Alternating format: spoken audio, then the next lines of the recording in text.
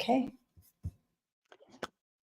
Hello, Namaste, Deb Sheppard. I haven't been here in a little while. It's 11:11 Wednesday, Colorado time, different Colorado, and I am looking forward to talking to people, to sharing. I'm going to draw some cards, maybe do a few readings, answer any questions about, how to be more intuitive, how to pay attention. We just did a whole class on dreams last night, which was fun and fantastic. I love talking about dreams. So if you have questions about your dreams, we can certainly answer them here today. We want to welcome people as they join us today. With me is Dana. She is my, she controls everything about me. Just kidding. Oh my gosh. Dana is my wife. She has been working with me for, several years. She makes all these things work to get this up and going. I see Karen and Erica are joining us. So good to see you ladies. If you have any questions about, what's coming up, what about your dreams, how to develop your intuition, things like that, we would love to answer those, or I guess I would. I don't think Dana's going to be answering them. Are you, Dana? No, I don't think so. But I know you have a few minutes for people to join, and then you have so many new followers. So just to say, thank you guys for connecting. I've been doing this work for 23, 24 years. I started when I was on the radio. I came on the radio when I didn't even have any clientele, any business then. So it's just as blossomed since. I love teaching. I love sharing. Here's a Daisy and a Melissa. I am reading your names, which is really great. Sometimes I can't read that. Oh, Veronica. She's a student that's been with me for a long time. Good to see you. There's Amber. Everyone's saying good morning. I think it's a little chilly here in Colorado, but also let us know where you're from, especially if you're new to the Facebook Live on 11/11. And I did pull a deck of cards. This is probably a deck of cards I've had for 20 years. So I've got probably 40 or 50 decks of cards that I use and play with. She hasn't had a memory in dreams in years. So someone here's talking about dreams. Yeah, dreams are hard. It could be that you're not sleeping well. So some of those times where you are just not having the capability of going into REM, we have what's called an aura ring. It's really helped us try to find those ways to sleep better. Because I think we stress, we're overwhelmed, we don't always eat right, things like that. And our minds don't shut down for us to sleep. So that could be hard. I think sometimes we probably are dreaming. We're just not remembering them either. So I think, if dreams are a great way for our loved ones to come through, our guides to give us messages, for us to do some healing when we're, struggling with answers, we get in our own way. So how do we find those intuitive moments where we can hear our guides, get those messages? And what I love doing is teaching people how to trust their own intuition. Love doing readings, love helping people, but the power comes from you being able to trust that intuition, to be able to get those downloads. So you're like, yeah, this is what I can do. This is what I need to do. I feel it in my bones. So here's someone from Littleton, Colorado. Deb Sarno. Hello, Miss Sarno. Mrs. Sarno now. Someone is from Canada, Rosemary. Yeah, what part of Canada?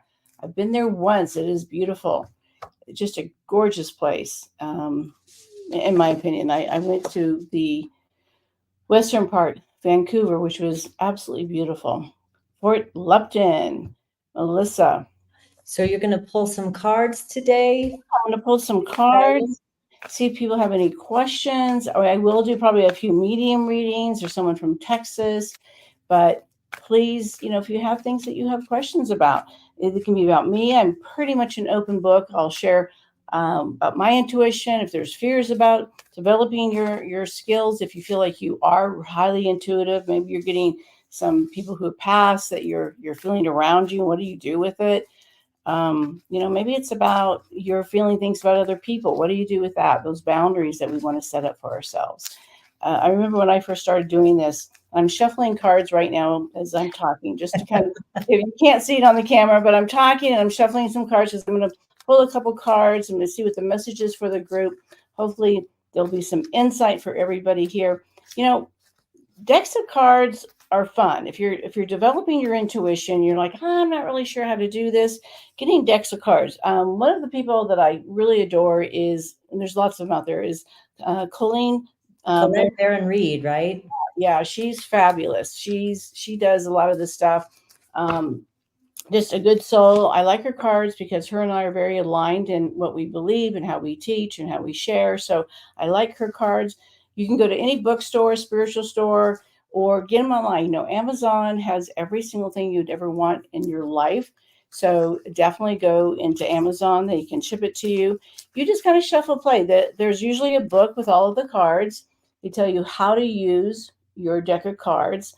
In the beginning, I know we're like, really a little OCD trying to read, make sure we're doing it right. You can't do it wrong. You're having fun. But what I do is I just shuffle. I usually pull a couple cards, kind of figure out, what I want to hear. Usually it validates what I'm feeling, but it kind of gives you that confirmation that we all need because we're trying to develop and trust our intuition. But today it's for the group here. So I usually divide them in, like this and pull them out. So I'm going to pull 3 cards. And here they are. They are the power card. The second one I got is ideas and inspirations. And the third one is divine timing. So to me, these cards that are showing me, and I could always read the deck of cards, but I think the power, sometimes when we're in a bad situation or we're going through some trauma, we're going through grief, we're going through those changes in life, we feel like we're a victim. We feel like we don't have any power, and we're all wired to be able to go through our things. I believe that we came here to learn to get through our fears. We've learned to overcome these challenges. And sometimes we feel like, God, I just don't have it in me anymore. And so how do you find that power, that way to have a voice, to stand up for yourself and be able to know that no matter what anyone else says, especially when we get judgment or people want to tell us how to do things, that you have the power within. Can you trust yourself one more time? And sometimes when we feel like, well, I thought I trusted myself, but things didn't work out. Usually you didn't trust yourself. You were trying to please others. You were trying to take care of other people. And so you forgot about your empowerment. You forgot about your intuition and you gave it away. So when it comes back to ideas and inspirations, I think the power comes from sometimes finding ways to be creative, to find answers. And I think that when we look at meditation or trying to connect to our guides, it is getting out of our own way. And that might be taking a walk or being creative or, cooking a meal that's all with your hands involved. So it could be, chopping things up, even if it's a salad, chop everything up, mix it together, really get connected with Mother Earth. When those ideas start coming up, those ideas are like, oh, I never thought about that. Oh, I'm going to check and call this, this organization or this person, and I'm going to get these ideas going. And that's when we found that we have our power again. We get into our right brain. Our left brain has all that fear. I call it Larry, my left brain. And Larry likes to tell you what's not going to work. And they make you feel like, well, what are people going to think? And that's never going to work. And, you tried that last time and it didn't happen. Those are the things that beat us up, that make us feel that we don't have the power within. But sometimes when we get that creative inspiration, I love watching like the History Channel or reading books about people that have gone through some real big challenges. Those things inspire me because everyone that's gone through those things, when you hear the story about being on the other side, you're like, wow, if they can do that, I can do that as well. And my story is different than theirs, but we find the power within to make those shifts and changes. I like the idea of divine timing because sometimes we want to control an outcome. We want it to come today. We want it to come now. I know I have a lovely student that she wants it resolved right now. I go, sometimes we have to sit in it for a little while. Sometimes we have to sit in it and not in a negative way, not to be, suffering and being in a bad place, but sometimes sitting in it and thinking about it versus rushing to those decisions doesn't help us see all the clarity that we need before we step forward. And so the divine timing is also that your guides and your loved ones, or whatever, the universe, whatever you want to call it, is there saying, we see you, we hear you, and it's coming. Can you take a deep breath? Can you be patient? Can you do things until this is happening? I always compare it to someone that's pregnant. We don't want that baby to come 6 months. We want it to be here at 9 months. We don't want it to come early. So our divine timing is when everything comes together, when the universe and everything gets aligned so that things can open up for us and it's not a struggle, and it's being prepared. It's setting yourself up for success and having the ability and the power to see clearly. Many times what happens when we're going through stress, we get a very tunnel vision. And the universe goes, open it up, get those ideas, open up. Because when that ability to open up, we see things so differently. We're not so consumed with this one idea or this one thing that we have to have at work, whether it's a relationship or a job opportunity or whatever it is. We get really consumed. The divine timing is be open to the process of something glorious to happen. Can you take a deep breath and be patient? And patience is really hard. As a society, we like having to drive through. I mean, I look at Amazon. You can have it today. You can have it tomorrow. How quickly can things come? And sometimes the things that we want to truly create to have a transformation in our life doesn't happen overnight. I mean, it can. I mean, it does happen overnight. But if your situation is you need a little bit more time, give yourself that time and grace to get there. I see a lot of people coming on to say hello, which is really fabulous. Anything anyone wants to share, Dana, since you could read that faster than I can, or anyone have comments regarding the cards or how to use them? Yeah, I just put a comment in the chat too, that you're open to answering questions and that you'll do readings here in a moment as well, and what you ask for everyone to share. Yeah. I know people get curious, so we'd like people to be curious. That's what we teach in classes. We get a lot of, when I'm teaching and I'm giving people, insights from their guides, we can find that resistance because it's like, oh, I want it to be this way. That's that control piece. Versus sometimes the curiosity opens up so many more things and avenues. I mean, I never thought 25 years ago I would be doing this. I was curious about feng shui because I was going through a really difficult time. And through the process of learning feng shui, I opened myself up, and that's when I realized I was a medium. Never. Those are the ideas and the inspiration that came in. I'm like, really? I can, this is what I'm going to be doing. And I can't imagine going back to my previous old life, right? Right. Yeah. Well, I think what you do is amazing. Your abilities are fantastic. So and you use them to help people. That's your purpose with doing this. So thanks to everybody for joining and letting Deb provide healing.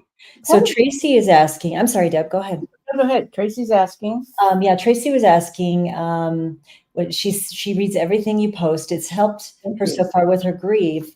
It sounds like her and her son passed 9 months ago, but what she's asking is she's having a really hard time with knowing if her son is okay. And this is Tracy? Yeah, I don't know her son's name. She wasn't necessarily asking for a reading, but Tracy, first of all, there's nothing I can say that's going to, make you feel better with the loss of a child. And we're not designed. I always say we're not designed to bury our children, bottom line, no matter how they died or what happened. But bottom line, I'll tell you my perspective. I would not do this if they were not okay. When I connect with the other side, they feel so peaceful. They feel safe and content. They're with other loved ones.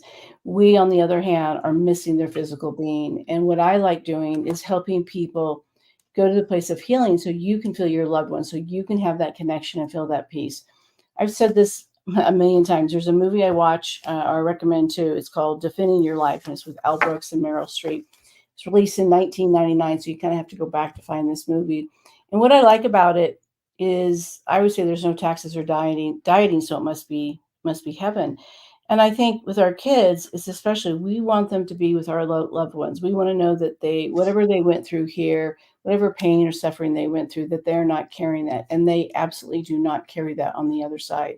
So for me, if they were suffering on any level, this would not be the job I would do, because it's hard enough to feel the people here that are struggling and suffering. And I think, getting a reading, connecting with them, seeing those signs lets you know that. But I think as a parent, even when our children are alive, text me when you get there. Tell me that you're okay. Who are you with? We want to know on this plane that they're okay. Of course, we want to know that they're okay on the other side. So I will tell you without a doubt, they are okay. But with that said, you want them here. Yeah, we want them here. I know. So, question from Trisha Ebert. Okay. What's her name? And this is, you have a course on this, so I don't know if she's in your course or not, but just so everyone knows, on your website under courses, the 30-day shift is where you can learn about all of this stuff and really start to work with energy. But Trisha's asking, I had a fascinating dream last night about my past versus my present with my career. It was clear that my true self, my true identity is what I was doing in the past, doing spiritual work. I'm wondering if that is what I should be pursuing right now, restarting my spiritual work. So that's her question. Yeah. So, Trisha, just having the dream about going back to the past and it was something really positive. I would never tell you what you should be doing or you should go back to this situation, whatever. That to me is, your own compass, figuring that out. However, since you have the dream, if you're not practicing it on a daily basis or even on a weekly basis or trying to find your community so you can connect with those that are like-minded, if you're in a corporate job, your belief might be, I can't do spiritual work because I can't make the money there. So I'm doing this job in order to pay my bills on a human level. So you're grieving the loss of that spiritual connection. So if you are not in a place to just go and start this business again and start, finding those clients and going over, then start moving into having people in your life that are on the same wavelength, that are the same vibe. So you are fed, that your soul is fed and you can, exchange that energy back and forth. That you're grieving, you miss it. As you do that for a period of time, you may think, yes, I'm ready to jump into this and do this again. And what I'm also getting for you is that the spiritual practice you had before, it may look different than it did than it's going to do as you move forward. So looking at it is not exactly as what you've done, but maybe in a different capacity, a different kind of way of how to, move forward, what it's going to look like.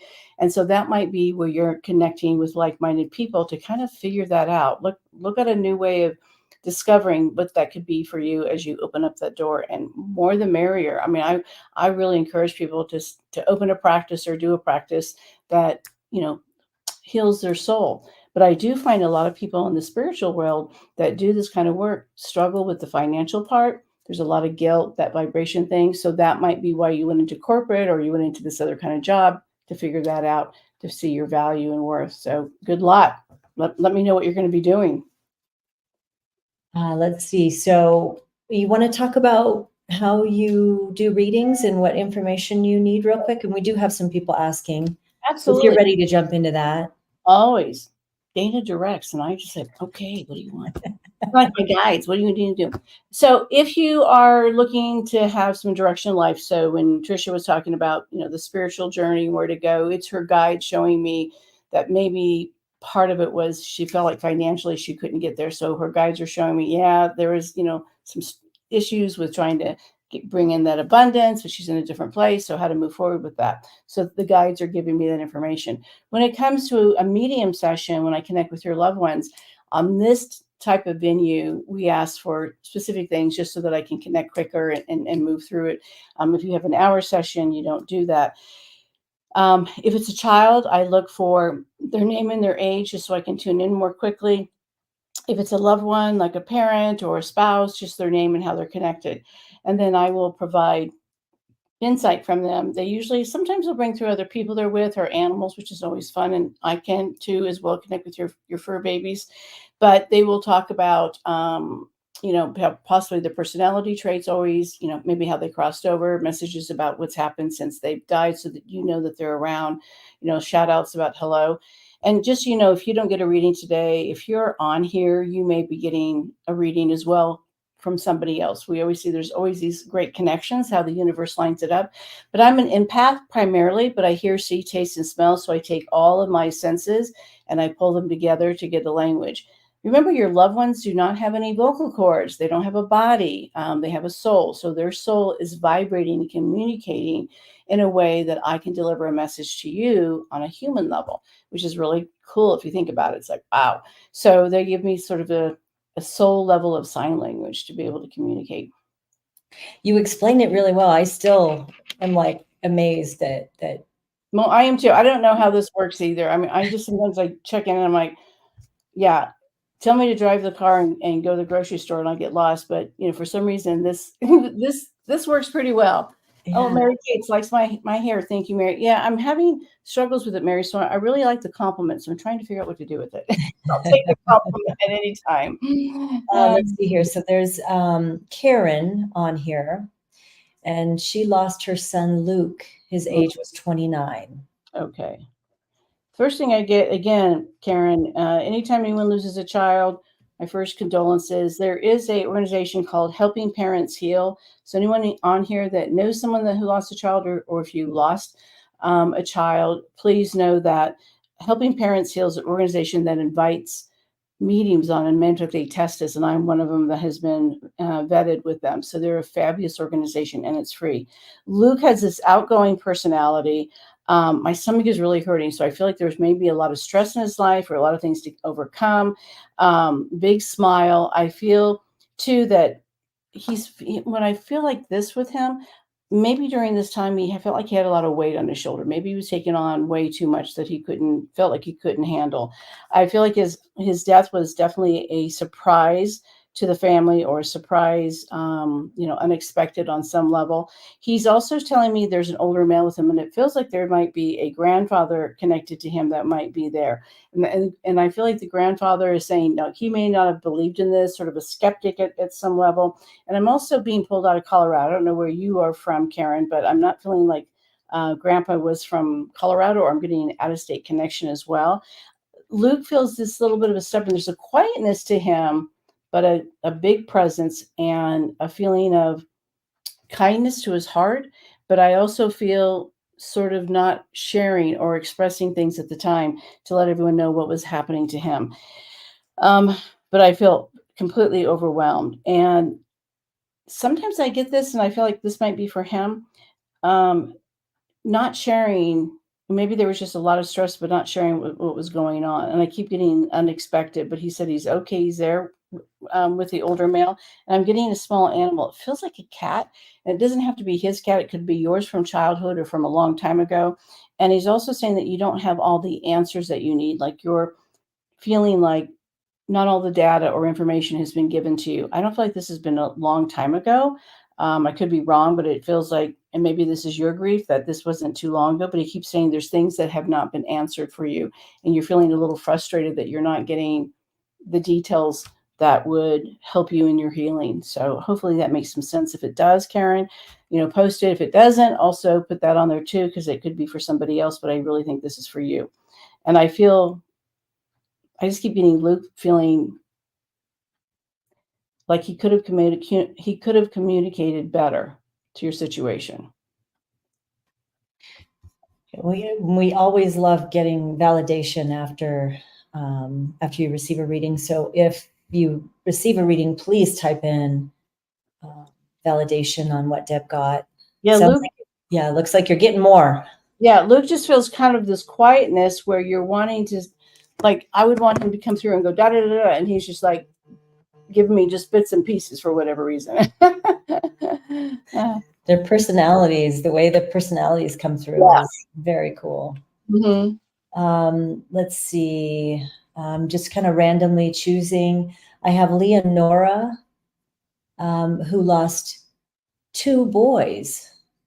Stephen was 18, Anthony 21.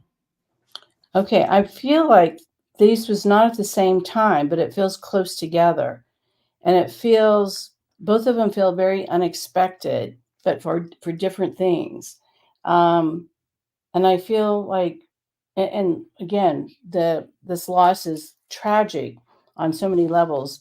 And I feel like also something feels backwards. Like, let's say the 18-year-old died before the 21-year-old, or we had a feeling of, something doesn't feel in sequence. I also feel like there's a mother energy pass. So this could be like a mother or mother-in-law or a grandmother is also there. And so, we expect our grandparents and our parents to pass, and our aunt and uncles, but not our children. But I keep getting, Lenore, that things are out of sequence. And one of them feels like they were trying to be protective of someone, or trying to be protective. I don't think that's military, but someone feeling like they were looking out for another person and ended up passing because of it. And one of them tells me that you keep finding coins, they're also saying, Mom, we're together. Mom, we're together. So I'm sure you're feeling like, did they find each other? Are they there for each other? There's also a large, feels like a darker colored dog with one of them, or with both of them because they're together. But there's a darker dog that might be kind of, a lab or a German Shepherd or even bigger, but I'm feeling like a big, big dog. And I'm also feeling one of the deaths were publicized or in the news or newsworthy, like something had to be said regarding the two of them. Real curious, Lenore, about this, and especially losing the two of them. And I also feel like one of them lost a friend, or there's a cousin or another person in that connection. And you may not know that person, but I think one of the boys said there's another person that's also past connected to them. So heart-wrenching. Mm-hmm. Yeah. Yeah, validation, please type in the information and I'll make sure we read it when we see it here. And then there's Lisa on, who wants to connect with her dad, Dave. I was just going to say, there's someone's dad's here's hanging out. So maybe, yeah. Isn't that funny the way that works? I'm reading the message and you're already getting it. I was going to say, there's someone's dad here, but I thought, well, I don't want to interrupt that flow. So yeah. Lisa, your dad has a big personality. He, I feel like there's things going on. I feel like he's too young, and young can mean relatively like he's not in his 90s, but I feel like your dad was still kind of young. And I feel like he kind of ignored, maybe he should have taken better care of himself or gone to the doctor, that kind of thing. But I also feel like he was sort of the rock for the family. And what I'm getting with this is someone, and I'm assuming it might be you, is feeling, I didn't have the closure. I didn't get to say goodbye. I didn't get to do the things I needed to do.